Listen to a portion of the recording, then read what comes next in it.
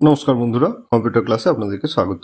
আজকের ভিডিওতে আমরা দেখে নেব যে যদি আমরা কখনো আইএমএস ড্যাশবোর্ড যেটি রয়েছে এখানে আমরা যখন রিটার্ন দিতে আসছি, রিটার্ন দেওয়ার আগে আমাদের যদি কোনো ভাউচার দেখে নেওয়ার থাকে তাহলে আমরা সেক্ষেত্রে রিটার্ন থেকে গিয়ে এখানে ইনভয়েস ম্যানেজমেন্ট সিস্টেম বা আইএমএস ড্যাশবোর্ডের ভিতর থেকে ইনওয়ার্ড এবং আউটওয়ার্ড দু ধরনের আমরা এখানে সাপ্লাই দেখতে পাবো এবং এখান থেকে আমরা চেক করলে সমস্ত ভাউচার কিন্তু আমরা দেখতে পাবো।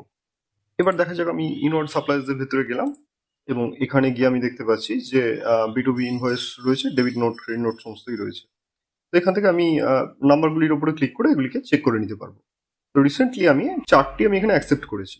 তো এখানে কোয়েশ্চেন আসতে পারে যে বাকি ভাউচারগুলি কি তাহলে রিজেক্ট হয়ে যাবে? না, এগুলি অ্যাকচুয়ালি ডিমড অ্যাকসেপ্ট হয়ে যাবে, অর্থাৎ অটোমেটিক্যালি অ্যাকসেপ্ট হয়ে যাবে যখন আমি এটাকে রিজেক্ট করছি না।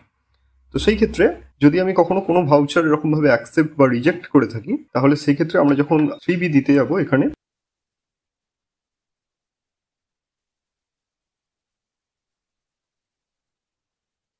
আমরা এরপরে প্রিপেয়ার অনলাইনে যাচ্ছি 3Bতে গিয়ে, এবং প্রিপেয়ার অনলাইনের ভিতর থেকে আমরা যখন যাচ্ছি এখানে দেখতে পাচ্ছি যে আমাদেরকে কিন্তু ফাইলিং করতে দেওয়া হচ্ছে না। এখানে একটি এরর আসছে যে either GSTR 2B generation is underway or there might be recent changes on IMS dashboard that had not been accounted for in GSTR 2B. If there are any changes made on IMS dashboard, it is mandatory to recompute GSTR 2B. এখানে প্রশ্ন হলো যে GSTR 2B আমরা রিকম্পিউট করব কিভাবে?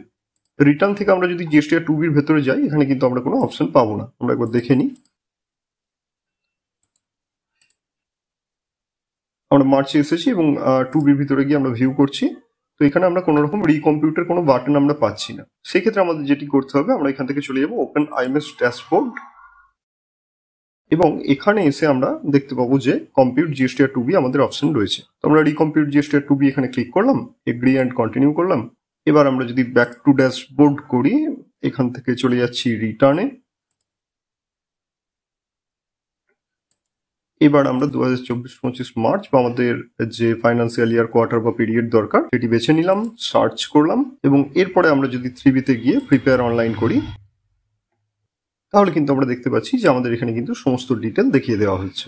তাহলে আজকে video এই পর্যন্তই ছিল। ভিডিওটি ভালো লাগলে অবশ্যই লাইক করবেন, কোনো প্রশ্ন বা সাজেশন দেওয়ার থাকলে কমেন্টে জানাবেন, আর আগের মতোই ভিডিওগুলিকে শেয়ার করে চ্যানেলটিকে সাবস্ক্রাইব করে এগিয়ে নিয়ে যেতে সাহায্য করবেন।